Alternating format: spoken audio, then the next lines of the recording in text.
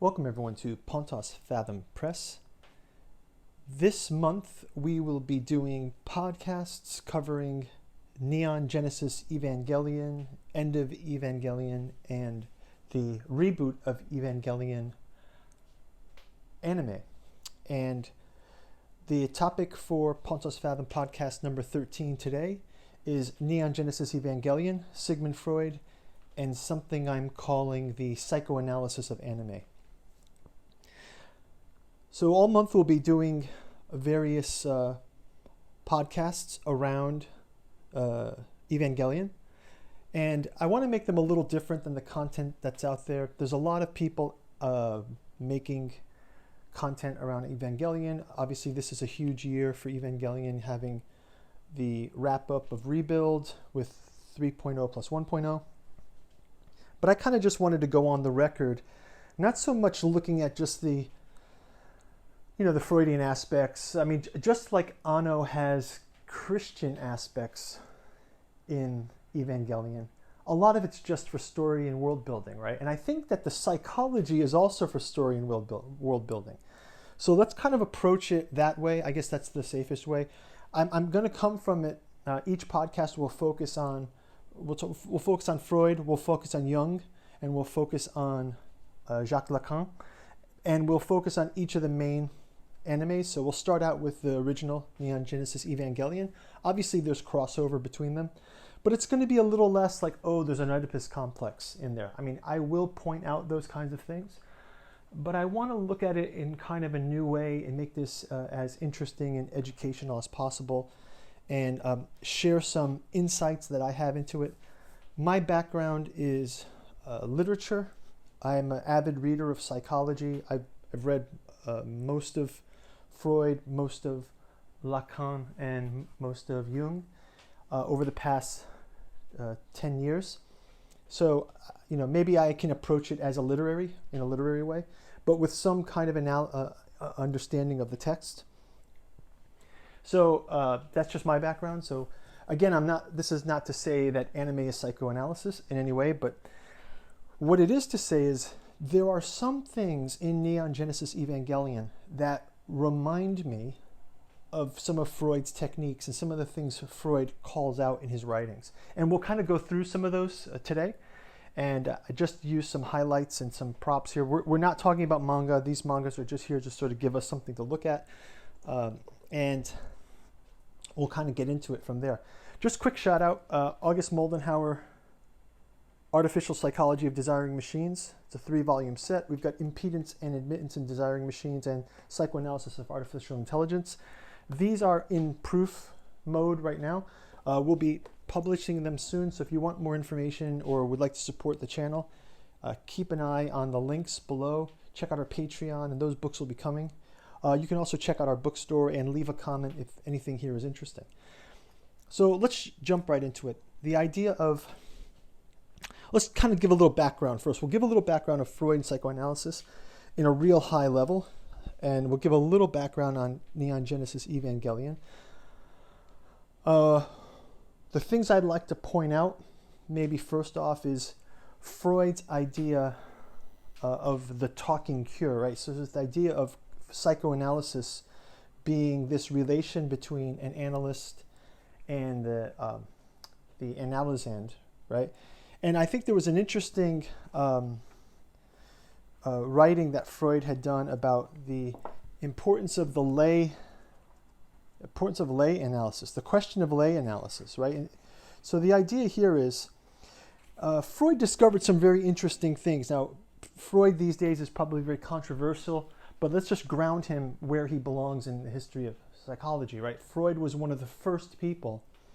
Freud was one of the modern practitioners of a science of the human psyche, right? And he along with Edmund Husserl, Rudolf Steiner, and Freud himself, they attended a Brentano's class on psychology of Aristotle, right? So in some ways we can see that, if you say the word psychology and Aristotle in the same sentence, we're talking about a system our science of the psyche, right? And I think that this sent Steiner, Husserl, and Freud in three different directions. Husserl into phenomenology, and influencing Heidegger. And then Freud into foundations of psychoanalysis, where Jung kind of emerges from that. And then Steiner goes off and does anthroposophy, right? So it's a very interesting moment where these three classmates of the same teacher kind of emerge. So out of Freud, if we talk about this idea of psychoanalysis, one thing that Freud observed is this concept of transference. So as the analyst is talking with the subject or the object, we might say, but with the patient or with his client, at some point the analyst may fulfill a role for the analysand. So for example, if there's a father complex, maybe the analyst starts to notice that the patient's putting him in that father role. And then this way, Freud would talk through with his patients through the psychoanalysis process, right? And this transference process has been studied as well. So I think that what's interesting about why I'm bringing up transference here is when we look at Evangelion, there's something very much like a psychoanalytic session across Neon Genesis Evangelion, right? So obviously there's lots of content out there talking about Anno and his sort of struggles he had to make it, and the controversy over the last two episodes, which are very breakthrough in anime, but they're also, some critics hate them. I mean, Anno received death threats from the original ending of Evangelion because it became very cartoonish, very psyche influenced, very stream of, angst-ridden, almost a psychotic break type of thing, and it kind of paralleled what Anno may have been going through. But to frame it back in, I want to call out here, just like Anno is the first one who'll come out and say, oh, we make too much of his work. And yet, when we get into the Jung study, we know that there's a rich well of information in the unconscious. And through various mechanisms, and we'll call these mechanisms that Freud studied, things like repression, or these unconscious influences of ours, this unconscious programming of ours, or these unconscious systems that we create get repressed.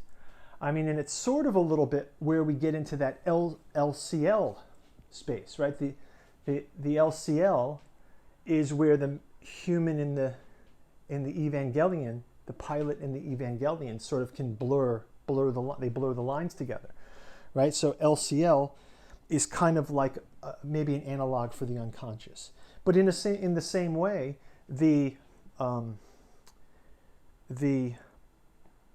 pilot pod that goes into the Evangelion also has this kind of concept of the psyche, right? Because it's like there's a human, who is the me that's inside of me? It's like, it's the ego that injects itself into the Evangelion. But then there's another, we have that Freudian id. The Evangelion is like the id in that phase of Freud. So there's the ego, the superego, and the id. And you can see there is a superego almost in the out of body portrayals of Ray, when Ray starts to become a sort of an out of body creation. So let's kind of jump into some of these texts that I footnoted, and we can get some of the ideas here. One is from Freud's Question of Lay Analysis. And he goes on in this section, he says, perhaps you do not believe in these purely theoretical interests of psychoanalysis, or cannot allow them to affect the practical question of lay analysis. And what he means by lay analysis here is the idea of if we're doing an analysis, let's just set up a scenario where there's a therapist and there's a patient and they're talking. And you, as an outsider, as a viewer, you were just watching this analysis happen. You might notice some things the patient got very defensive there, right? Or you might say, oh, the therapist seemed to be kind of bullying them there, or the therapist didn't really catch something there. So Freud was very interested in this idea of just talking through some of these deep psychological states, whether they're traumas, whether they're neuroses, whether there's some kind of dream analysis, just having that kind of point of view of what does common sense tell us here? What does common sense tell us? So let's just put this out there like that. And I think this is very much like us as the reader, as the viewer of Neon Genesis Evangelion, right? We're sort of put in that position of we're not members of this world, and yet we can kind of see all of the troubles bubbling up, not just in Shinji, not just in Rei, not just in Asuka, but in all the characters, right? Retsuko, Shinji's father. So each character has some kind of flaw, and it really comes through, especially in End of Evangelion, and then it gets changed by Rebuild. But we'll talk about those later. So back to Freud here. We talk about. He says, perhaps you do not believe these pure theoretical aspects of psychoanalysis or cannot allow them to affect the practical question of lay analysis. Then let me advise you that psychoanalysis has yet another sphere of application which is outside the scope of quackery law to which the doctors will scarcely lay claim. Its application, I mean, is the bringing up of children.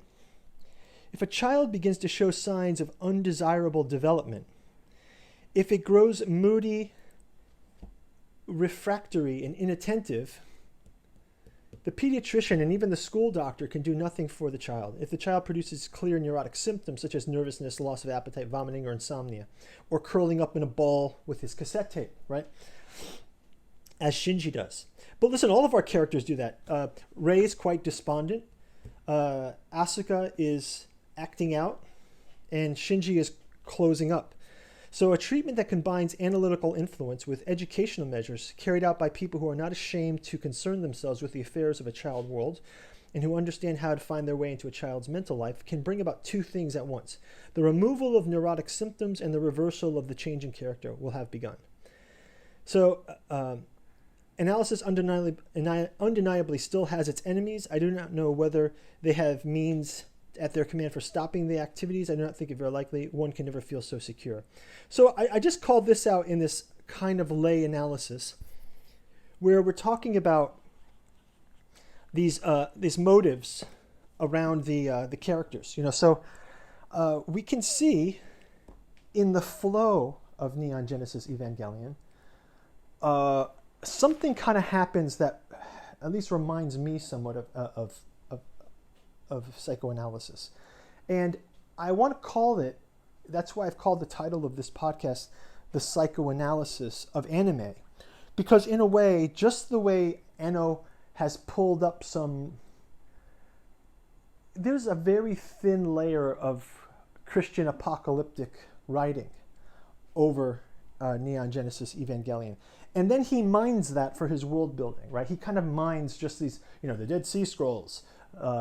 He talks about the angels, right? The angels, and then they talk about the impacts are kind of like the Book of Revelations. These different impacts are like the seven seals or something like this. But it's done in a very superficial and the way we love in anime for these things to do. It's very fun, right? We get to have the doom and gloom of an apocalypse, but it's in an anime, so it's interesting. But the other side of Evangelion, or Neon Genesis Evangelion as a series, is how Anno goes through various stages throughout the episodes.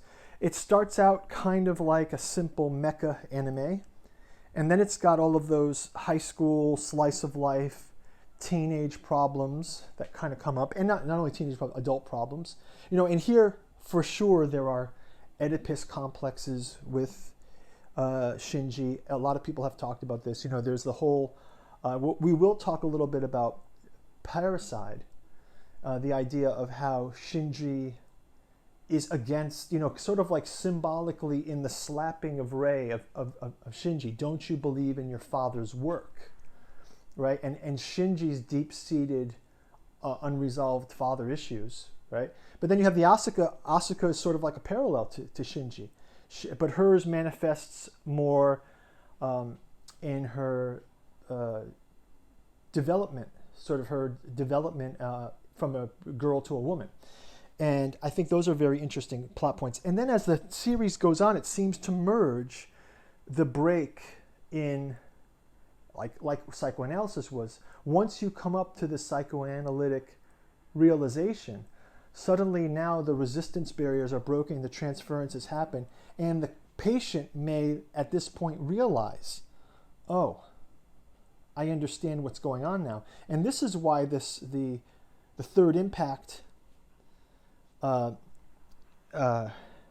components are so interesting, because now the world has broken down, therapy has broken down. This is what Freud would call, the ends of therapy, not meaning the end of therapy, but more like the goals of therapy. This breakthrough that gets produced is where Shinji sort of has to come face to face, and somewhat horribly, with all of his inner hurts. Now, in some ways, this psychoanalysis that happens throughout Evangelion is a psychoanalysis of Anno. In other ways, it's a psychoanalysis most clearly of Shinji.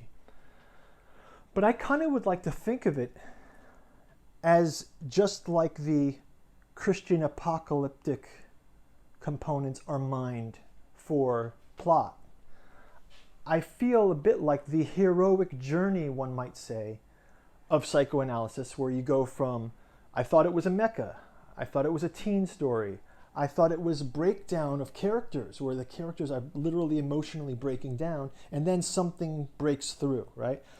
I think this anime is psychoanalysis. It's kind of like a psychoanalysis. And this is not to say, oh, you can watch this and learn about psychology. No. It's just as cartoonish about psychology as it is about Christianity, right? You wouldn't go to Neon Genesis Evangelion for insights into Christianity, nor would you go to it for insights in psychoanalysis. But as an anime, it's sort of like the cartoon version, is my theory. This is just one idea. So let's kind of keep getting into it here. Another piece I've jumped out here from Freud that will ground us somewhat in the... this is in Beyond the Pleasure Principle, right? So I want to talk about those first impacts, second impact, third impact. These impacts are very interesting, right? Because there's something here that's very powerful. And then also that weird breakdown of the characters' mothers are in the Eva. Gendo reincarnating his wife, which is clear projection into the doll that is Rei. All these weird plots that are very Freudian. But again, a lot of people have talked about these things. I want to take it to that one level beyond this. So here we have what becomes clear as the aims are set up. The aim, this is a little bit about, I'm going to say this point is about human instrumentality project. Okay, let's go into the human instrumentality project, right? So Gendo's got this project, human instrumentality, and it's kind of really ominous and it's apocalyptic. But it's something, what is the human instrumentality? It's what is the, maybe going back to Aristotle, what is a human good for, right? It has become clear that the aim which has been set up, the aim that what was unconscious should become conscious, is not completely attainable by that method. The patient cannot remember the whole of what is repressed in him, and he cannot remember, and what he cannot remember may be precisely the essential part of it. Thus he acquires no sense of conviction of the correctness of the construction that has been communicated to him. He is obliged to repeat the repressed material, right? The rebuild. You cannot repeat. We talk about the rebuilds, right?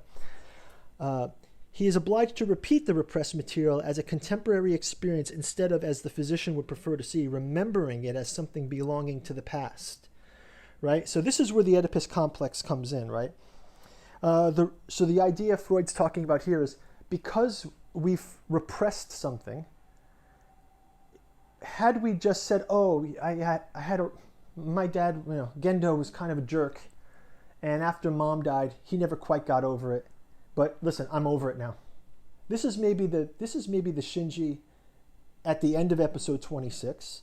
And it's also for sure the Shinji at the end of spoilers, Thrice Upon a Time. But the idea here is, once you make it conscious, you're no longer doomed to repeat it. And this is a huge insight, right? So this idea of repressed feelings being repeated by the programming, something that Anno went through and something Anno thought he should address with Rebuild. So it's a very interesting insight into Rebuild. And that'll come back when we do our podcast on Rebuild with Lacan, which is also a return to Freud, right? So that will be very interesting. Let's keep going. The reproductions which emerge with such unwished-for exactitude always have at their subject some portion of infantile sexual life, of the Oedipus complex. That is, in its derivatives, they are invariably acted out of the sphere of transference, out of the patient's relation to the physician, or out of our relation as the viewers to the animator, Anno. But one level higher is this anime serves as the psychoanalysis of anime, if you understand what I'm saying. It has thus been the physician's endeavor to keep this transference neurosis within the narrowest limits, to force as much as possible into the channel of memory, and to allow as little as possible to emerge as repetition. This ratio between what is remembered and what is reproduced varies from case to case, right? So this is the ATF field, right? We have the ATF field. The idea of some containment field that doesn't allow things through, right? There's the angels are the monsters, right? And the Avas are attacking. Let's see if we have a photo of the angels attacking in here. I think we probably have an image of angels. Maybe, yeah, Shinji attacking the first angel here, right? And the AT field.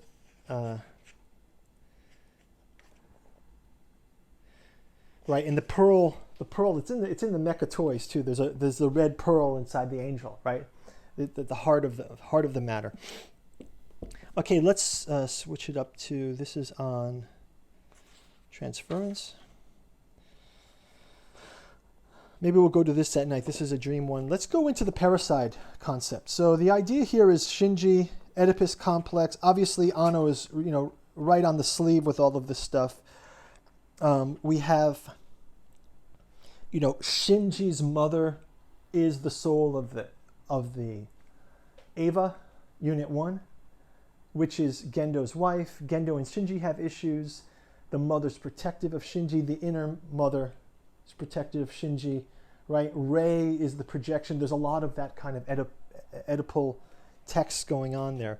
But I wanted to go more onto this side of, Freud had talked about, Freud had written an essay that I called out here called Dostoevsky and Parricide, the killing of one's father, right? So the idea here is, Rei slapping Shinji. So here it says, the creative artist, four facets may be distinguished by the rich personality of Dostoevsky. The creative artist, the neurotic, the moralist, and the sinner. And we can read Anno here. How is it one finds its way through the bewildering complexity? How do we find our way through the bewildering complexity of Dostoevsky or Evangelion, Neon Genesis Evangelion? The greatest artist is the least doubtful. Dostoevsky's place is not far behind Shakespeare. The Brothers Karamazov is a magnificent novel ever written. As lots of people think, Neon Genesis Evangelion is one of the greatest works written. And so the idea here is parricide, according to a well-known view, is the principal and primal crime of humanity as well as of the individual. See Totem and Taboo, 1912. It is in any case the main source of the sense of guilt. Though we do not know it, it is the only one. Researchers have not yet been able to establish with certainty the mental origin of guilt. But it is not necessary for it to be the only one. The psychological situation is complicated and requires elucidation. The relation of a boy to his father is, as we see, an ambivalent one. In addition to the hate which seeks to get rid of the father as a rival, and nowhere is this clearer, right? Just this sentence. Getting rid of the father as a rival. Gendo has modeled Rei on Shinji's mother. And Shinji would rather have the world destroyed to rescue her, right? To sort of bring her through. The two attitudes of mind combine to produce identification with the father. The boy wants to be in his father's place because he admires him and wants to be like him, and also because he wants to put him out of the way. The whole development now comes against a powerful obstacle. At a certain moment, the child comes to understand that an attempt to remove his father as a rival would be punished by him with castration. So again, Shinji self-castrates, right? The idea is, oh, if I remove my father, I remove me, and he kind of goes in this loop, and he turns on the tape deck. That's his dad's tape deck, and he just kind of loops, right? He's just looping, neurotic looping. At a certain moment, the child comes to understand that an attempt to remove the father as a rival would be punished by him with castration. So from fear of castration, that is the interest of preserving his masculinity, he gives up his wish to possess his mother and to get rid of his father. Shinji just gives up. He curls up in the ball, right? What we believe that we have been describing are normal processes and the normal fate of the so-called Oedipus complex. It also goes on to say a further complication arises when the constitutional factor we call bisexuality is comparatively strongly developed in the child. For there, under the threat of the boy's masculinity by castration, his inclination becomes strengthened to diverge in the direction of femininity, to put himself instead in his mother's place and take over her role as the object of his father's love. He wants to be the object of his father's love. Notice how Shinji is also a great cook. He takes care of the classmates. He cooks their lunches. He even takes care of Misoto. He takes care of everyone. And at the same time, he also is attracted to a boy, right? So this idea of, if I can't be my father, I'll be my mother, is very interesting with Shinji as well. Okay, so yeah, I thought that was pretty interesting stuff, and there's a lot more to be said on that. But if you guys are interested, you can read Dostoevsky and Parricide from Freud's The Straight T, Volume 21 edition. You can get some more insights to that one. So let's go on to some other nuggets I found that I think you guys will find interesting. Just wrapping up on that one, it says, in Dostoevsky's great novel, this is from Freud's The Halsman Case, the Oedipus situation stands as a focal point of interest. Old Karamazov, this is about Gendo mostly, old Karamazov has made himself detested by his son through his heartless oppression. In the eyes of one of them, he is, in addition, a powerful rival for the woman he desires. This son, Dmitri, makes no secret of his intention to avenge himself on his father by force. And it is therefore natural that after his father has been murdered and robbed, he should be accused of his murder, and yet, despite all protestations of his innocence, condemned. A dictum that has become famous occurs in the trial scene in this novel. Psychology is a knife that cuts both ways, right? And this is odd, right?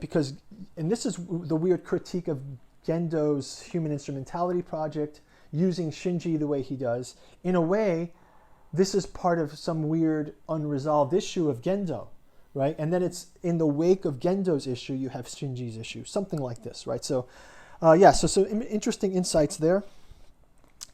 Let's go into 2 or 3 other points that I want to call out here.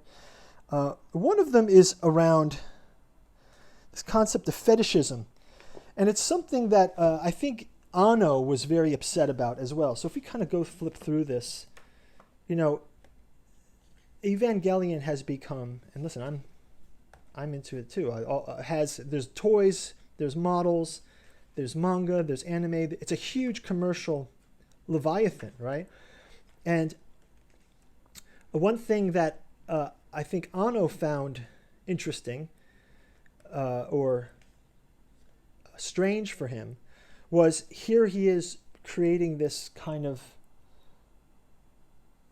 process that he went through and just kind of cranking out this thing that people really identified with and people liked it. And yet Anno, because it was tied to his own issues, really rejected the commercialism, and he sought to sort of revenge against the commercialism and revenge against the fans. So this love-hate relation with the fandom.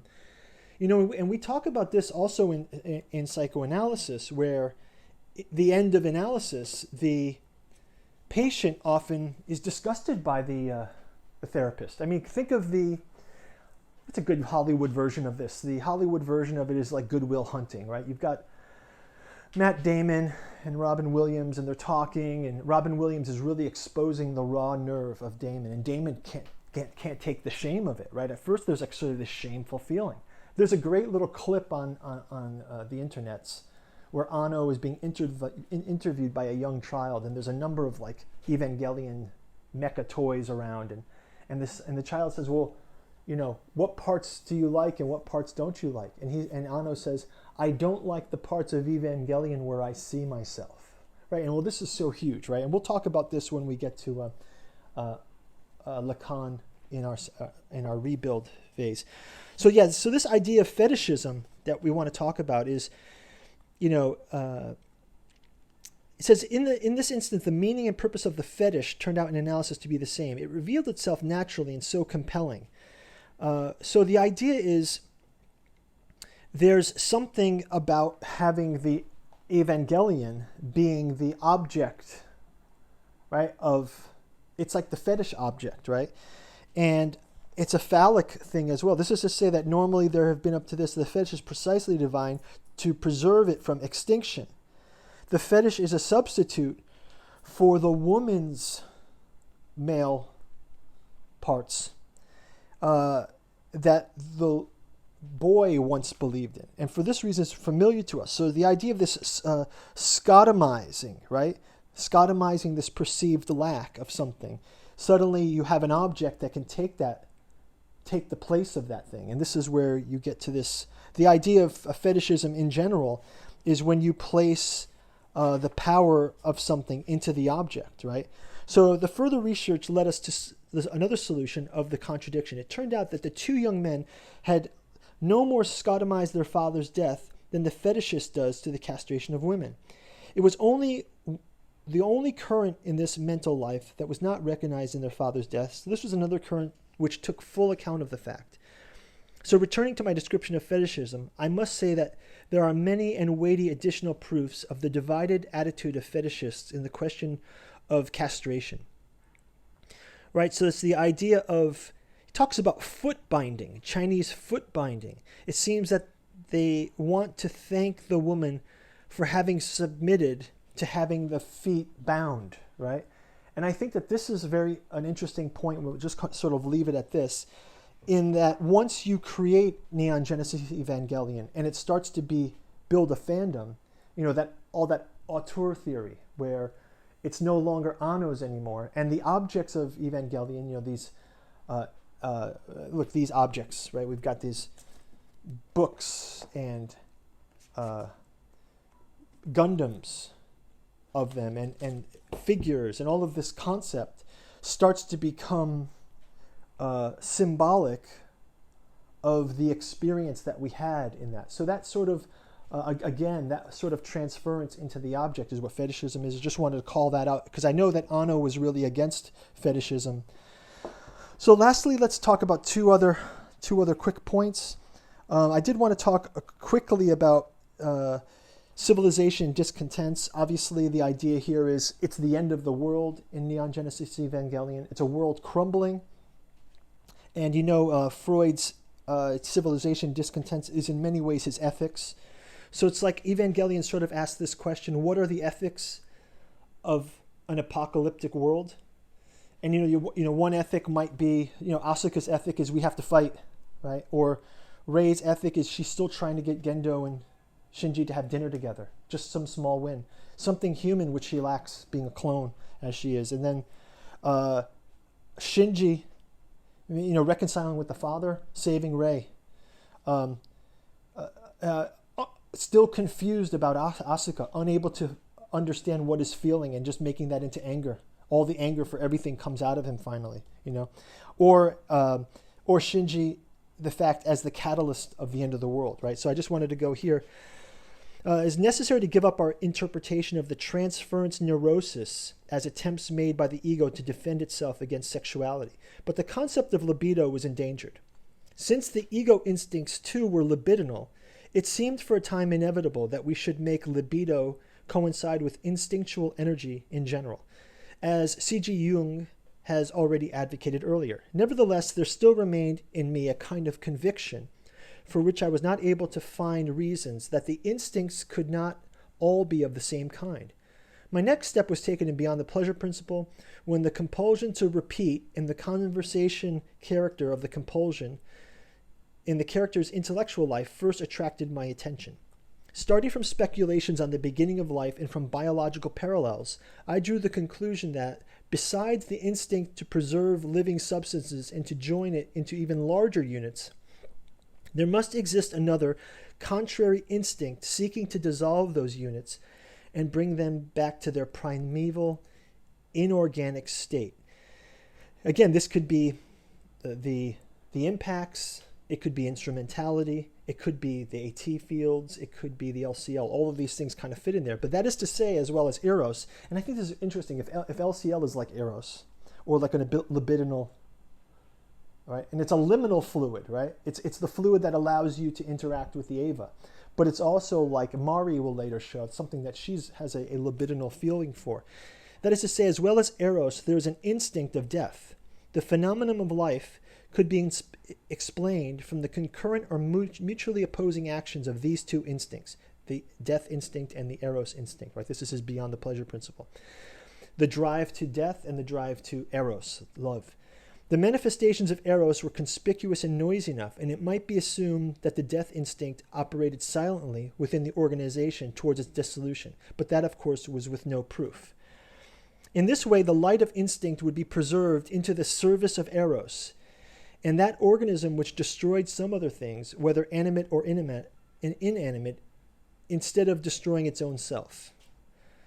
Conversely, any restrictions of this aggressive directed outwards would be bound to the increase of self-destruction, which is in any case proceeding. At the same time, one can suspect from this example that two kinds of instincts seldom, perhaps never, appear in isolation from each other. Right? They're always together. This eros instinct and this death instinct are sort of revolving around each other, right?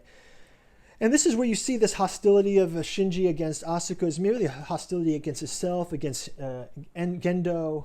You know, it's very odd. And, you know, there is some kind of reckoning that Anno tries to do at the end of Neon Genesis Evangelion.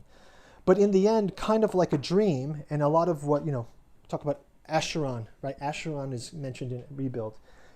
Freud talks about dream analysis as something like going into the underworld. And I think this is something that's, you know, maybe this is where we'll kind of leave it for today, in the sense that Evangelion ends in a way that Anno sort of wraps up the story. Shinji's still broken, though, at the end, because at the time, Anno was still somewhat broken, right? So we kind of got an ending that's a poetic ending to Evangelion. Another impact happens. The world seems shattered. We're kind of left with some hope that now that we've burst through all the walls, we had a big breakthrough. But I kind of want to say that there's a breakthrough, but the death eros instinct has not totally been resolved, right? So we still have some work to do. And I think this is a great place to sort of interject the idea of, again, psychoanalysis as anime. Freud's work was riddled with problems, right? Just like Gendo's Human Instrumentality project. Freud himself as a, you know, hey, you know, here I am trying to make psychology into something science, trying to see the unconscious, trying to surface the unconscious. As a pioneer, even early in his career, Carl Jung and Freud split. And I think that Anno tried to do this piece, and a lot of his fans split with him. You know, he had death threats. There's a lot of people were really attached to this as a mecha. They wanted the eros side. They didn't want the death side. And I think that people, the fandom, reacted. And so, you know, when it comes to, I'm going to say two things. There's two narratives that I'm sort of overlaying here. Narrative one is the evolution of psychology itself and psychoanalysis. And I think in our next podcast, we'll talk about Carl Jung. And I'd like to, in the moving forward, let's talk about End of Evangelion. Right? So with End of Evangelion, Anno is sort of coming back to give the fans what they've got coming to them, right? And it's a double-edged sword. He's giving them the eros part, but he's also giving them the thanatos part, which is, it's a great revenge against the fans as well, because it's a fantastic film, End of Evangelion. So our next podcast, we'll take all of this forward, and we're going to focus on Carl Jung's works, his works of Ion, which is also apocalyptic, and we can kind of find some, we've talked about it here in other podcasts. We'll talk about some Jungian alchemy that happens that can relate to End of Evangelion and Anno's work, and us as fans watching the anime. But we'll also talk about Jung's complexes, anima and animus, which we can see anima possession in Shinji. We can see animus in Asuka. We can see shadow in Gendo, shadow in Rei, and we'll move forward into Jung. And then our third week out, we will do Rebuild of Evangelion. That might be a two-parter, and we'll talk about Jacques Lacan as a revisiting of the Freud project. Lacan revisited the Freud project, just like Endo revisits Neon Genesis with his Rebuild. Okay, so hopefully that was interesting to people. Please like and subscribe. Check out our links below. Upcoming books, Psychoanalysis of Artificial Intelligence. Definitely we'll talk about AI and potentially the future need of psychoanalysis for general artificial intelligence. So you might find that interesting. And if you like what we're doing here, check out our Patreon as well. And please leave a comment, share your thoughts. If you have some thoughts before next week, drop them down in the comments. I will read those out, and we can address them in next week's podcast. So we'll see you next week. We'll talk about Jung and End of Evangelion, Ion, alchemy, and the collective unconscious. Thanks a lot for listening, and we'll talk to you soon. Bye-bye.